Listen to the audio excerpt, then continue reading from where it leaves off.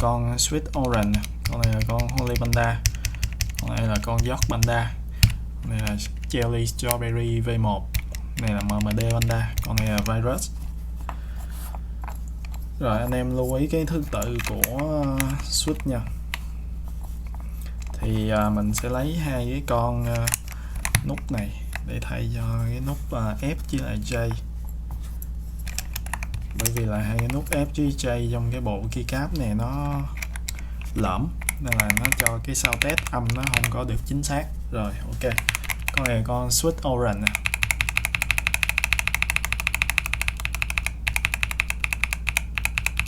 Lực nhấn nó 62 khớp tròn rõ.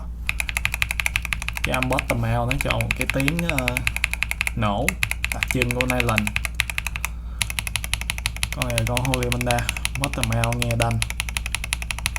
Play này là đang là play PC rồi đó anh em. Khi mà lắp cho play kim loại nó nghe nó sẽ đanh hơn nữa. Con này là con York Panda, stem của Holy Panda bỏ vô housing của York Jazz. Vẫn giữ là được cái đặc tính khớp của con Holy Panda nhưng mà âm bottom out rất là chậm. Rồi tiếp theo đây là con Jelly Strawberry V1. Con này là nó cho cảm giác bấm nhẹ nhàng nhất, khớp cũng rõ.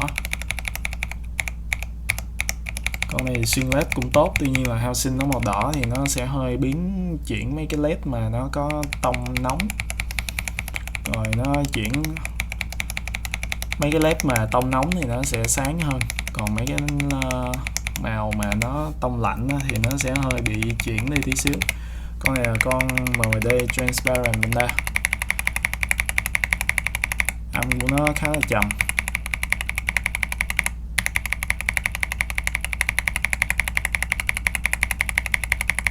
Nhưng mà nghe nó bị cứng. Con này gõ thì nghe nó nhẹ nhàng hơn, con này gõ thì nghe nó dù là cái âm vực của nó trầm hơn nhưng mà nghe nó lại to hơn. Cuối cùng là con Virus. Con này thì là nghe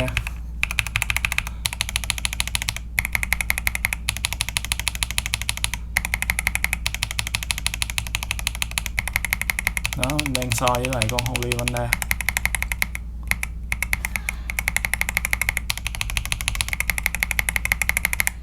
Thì cái khớp của nó khá là sắc nha. Nếu mà anh em bấm không quen thì sẽ rất là mỏi tay với con này, mà cái lực nó búng lên cũng tương đối là mạnh, nên là gõ nếu mà gõ thời gian nhiều, thời gian lâu nó sẽ hơi tê cái đầu ngón tay. Nhưng mà nghe cái phản hồi xúc giác trên tay nó sẽ rất là rõ. Rồi đi lại một lần nữa. Sweet Orange, Holy Panda, York Panda, Jelly Strawberry, MMD Transparent Panda, con này là Fantasy Virus.